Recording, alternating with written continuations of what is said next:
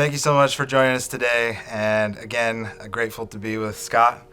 I think, first of all, we can't say anything except we're humbled and grateful.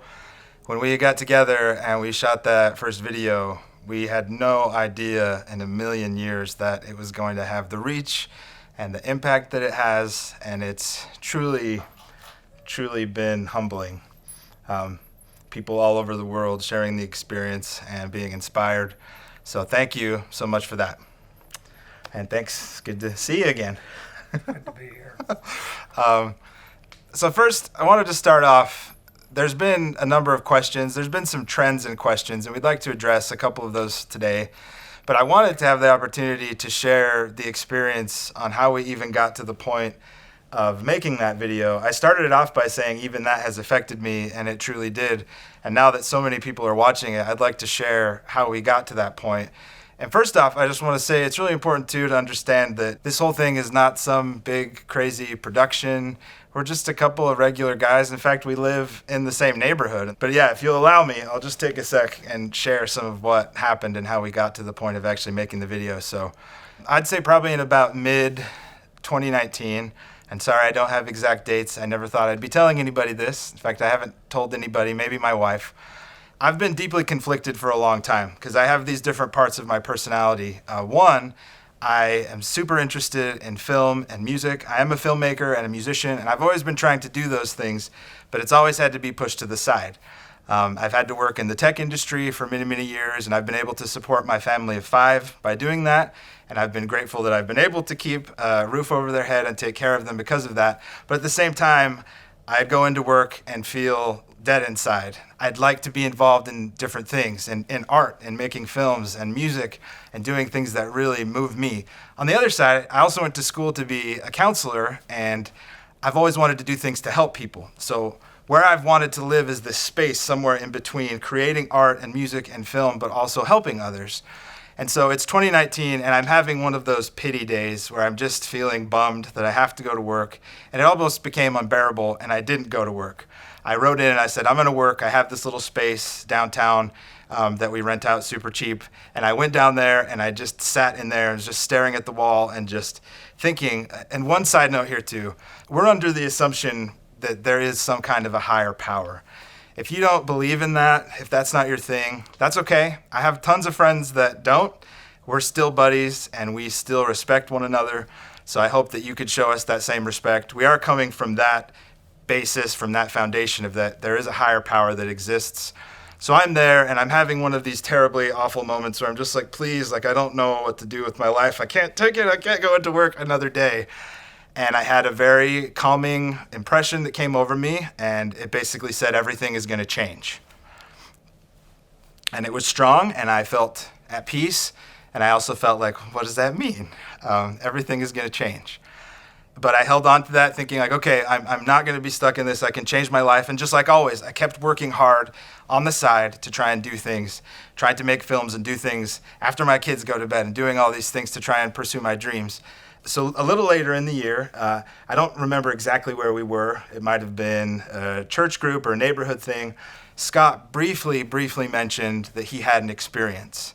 And again, I had a very strong feeling and impression that said, you need to help him share his experience. With my background in film, it just was like that. You need to help him. Then interestingly enough, I'd see him. Again, we live close by, and I just never had the nerve to do it. I would see him, I'd be like, oh, that's kind of weird. I don't think I can ask him. Like, I'm not going to do it. In hindsight, I honestly feel like that was a part of the plan too, because I honestly think you would have said no back then. Having got to know you now, you're not trying to do anything for notoriety. The real reason I think that you ever agreed to share your story was because of the world condition. There are a lot of people that have passed away because of COVID. Anyway, so we'll get to that.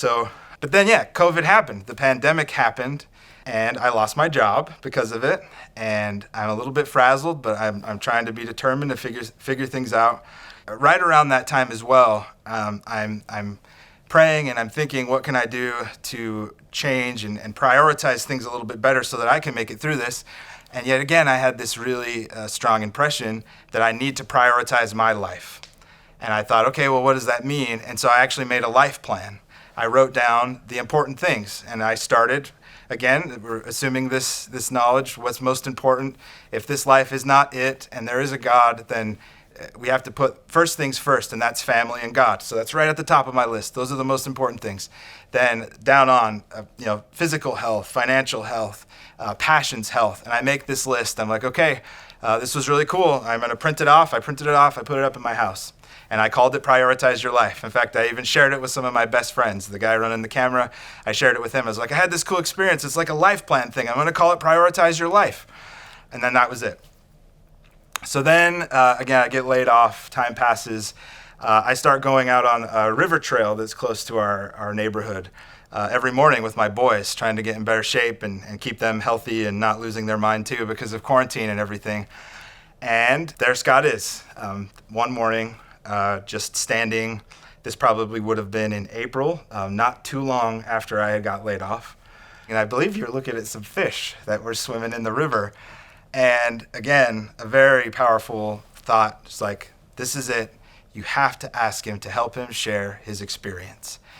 And I was like, okay, I can't back down from this. He's standing by himself. Don't be a wuss. Just go up and ask him. That's what you're supposed to do.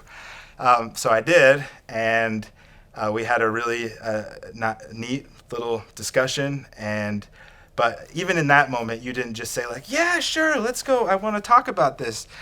You're like, yeah, I'll think about it. I'll go home and talk to my wife, Connie, about it, and I'll think about it.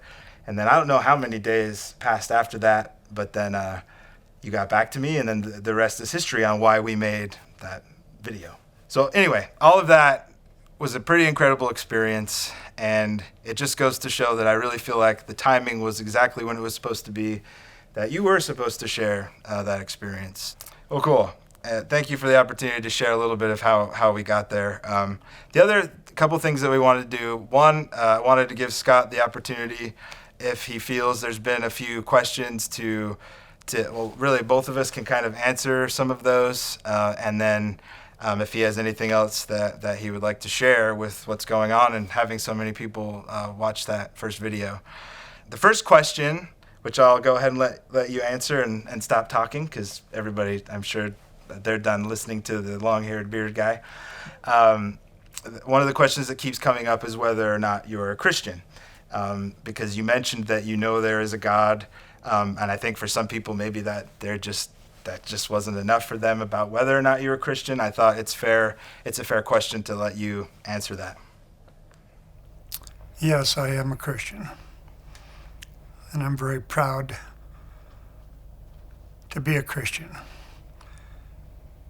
I became a stronger Christian because obviously what happened, but I do believe that there is a God, and I know that Jesus Christ died for me. I know he was a great example to all of us, and will be for the rest of my life. Thank you, Scott.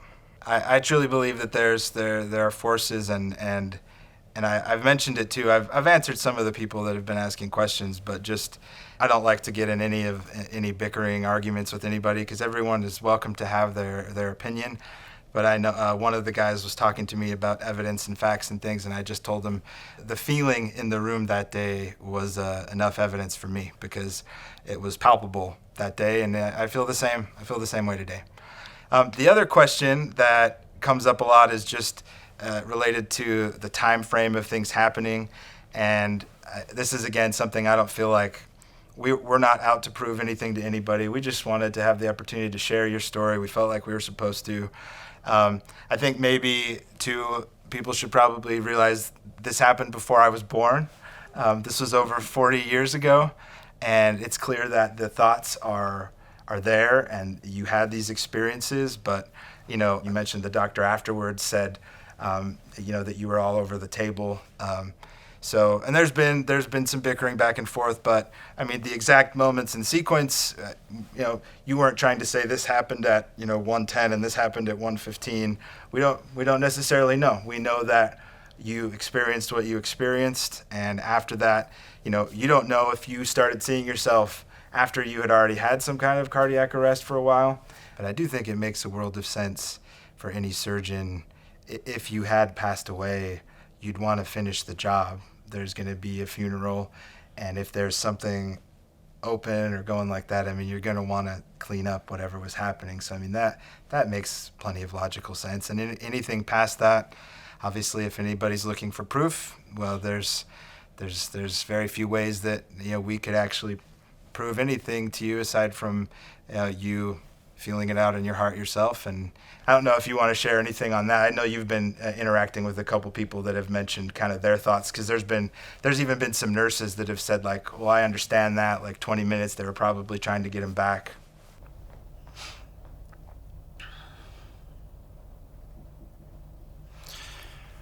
There was people that were trying to save me. There's no question that there were people there trying to bring me back. It was a kind of an unusual experience because an anesthesiologist was supposed to be on site at that time, and they were called away. So the doctor actually did what they called a local, which were he put something on my arm right here that wrapped around my arm, and then it had two valves on it. The timetable at that time was almost like it was timeless. I don't know how to explain that. When the nurse did what she did, which I don't fault her for, she was being talked through it by the doctor. She opened both valves by mistake at the same time, and I felt it starting to go up my body, and I remember making mention of that, and that's when she ran out of the room. I felt so bad for her. Today, I feel bad for her, having something like that happen to you. It was, as it was traveling up my arm and across my heart, is when I realized something was wrong. The doctor knew something was wrong, and obviously the nurse knew that there was something wrong. I can't tell you the time frame of all this that happened, because it seemed like the next thing I knew, I was just sitting up above my body, and I was watching what was going on. I wish I could go into a lot more detail other than I was just sitting there with somebody else in the room. Time period, I don't know. It was, in a way, it was the most beautiful thing that I've ever seen. Why the doctor kept operating on me, I don't know.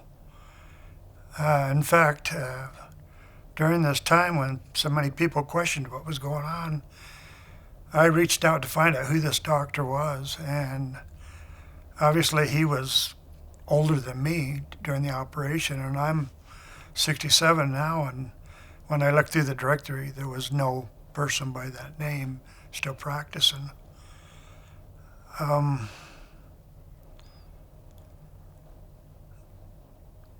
I can tell you that when it became time to go, there was no question that I was moving somewhere else. It was a beautiful thing. I wish I could explain how peaceful everything was at that time.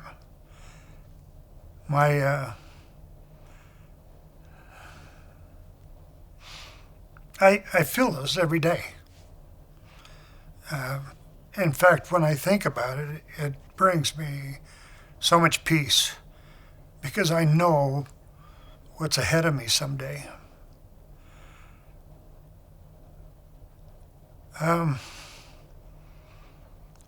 Somebody asked me, "Who? What was that arm? Who was that? Whose arm was that?" Well, I thought about that for a long time after it happened, and I know that it was Jesus Christ whose hand reached out to me because it was the most comforting feeling that it was indescribable. The feeling that I had when his arm came through that cloud. It was, the voice felt like it was a voice that I recognized. And I can't wait until the day I'm able to see that arm again because I want to be able to experience that peace that it gave me that day.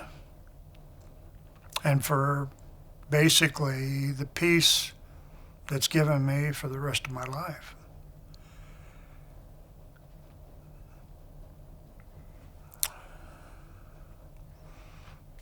Time period, I only know what was said to me by the doctor when he came in to visit me the days after that. It was interesting because there were days after that we would see him in a store, and the first thing he would do was to hold my hand and to look at my thumb and ask how everything was going, and it was a very peaceful experience, and for that reason it has brought a lot of joy in my life. My wife and I have been able to sit down and talk about it from time to time, and it has, because of this peace and that it has brought into my life, I believe that it's brought us closer together.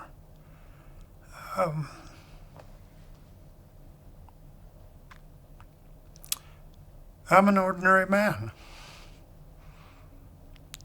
that has an extraordinary wife.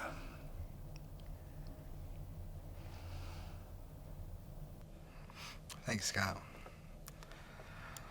The last thing, there's been a couple people, at least one that I saw, that have asked if because of this experience, if you've had any other kinds of spiritual experiences.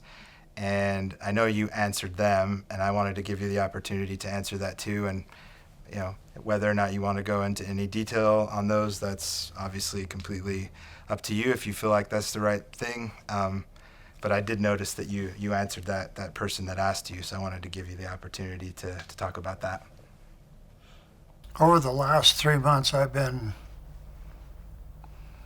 communicating with a lot of people. People from all over the world that they've lost their mother, their father, or a friend, or a niece, or a best friend.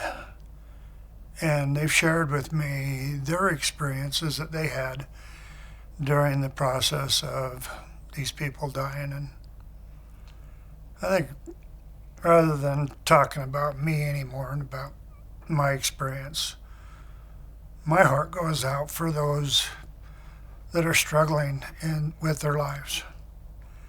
Been a lot of people that are depressed and uncertain with the way things are going right now in the world, and my response to them was, whatever you've done in the past, you can make it better.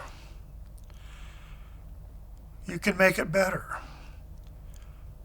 And so many of them that I've talked to, and I've talked to some nurses that have seen this COVID in action, and they're my heroes. I'm not their hero. They're my heroes. They have helped so many people get through the struggles that they have. And I don't fault the doctor that worked on me. I don't fault the nurse that worked on me. They did the best that they could, and unfortunately it was an unexpected situation. And one of the problems was in that situation was I'm allergic to lidocaine.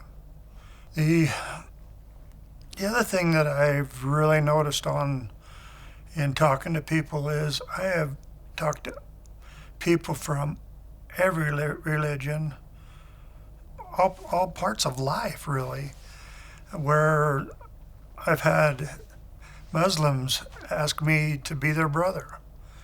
I mean, how sweet is that? I was honored that he'd want me to be his brother. I've talked to Hindus that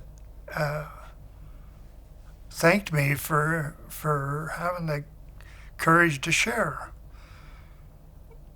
You know, I always thought that this was so private. And it was private to me because it was tender to my heart what had happened, because it was something that is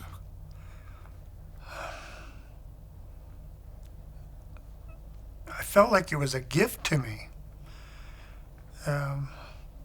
Why I was sent back, I don't know.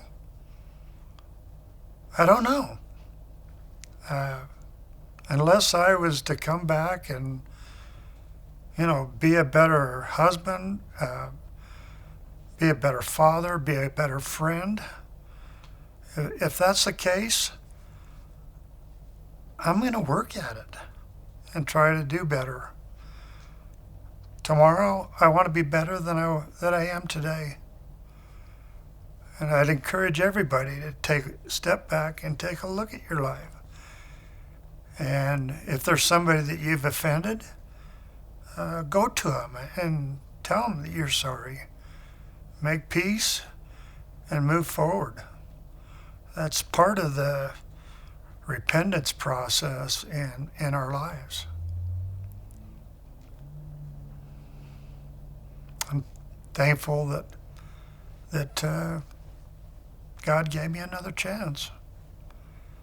I get to see my kids grow up. I get to see my grandkids grow up. And I'm hoping to see a lot more of that in the future.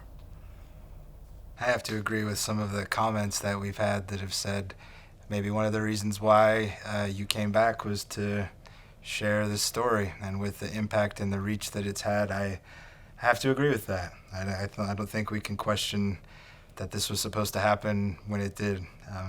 If you would have asked that 2019 version of me that was all conflicted and trying to figure out how to resolve this work versus what I'd love to do self, if you would have told me then, who was interested in music and comedy, that I would have been directly involved in helping bring a story like this to the world, I probably would have thought, that really?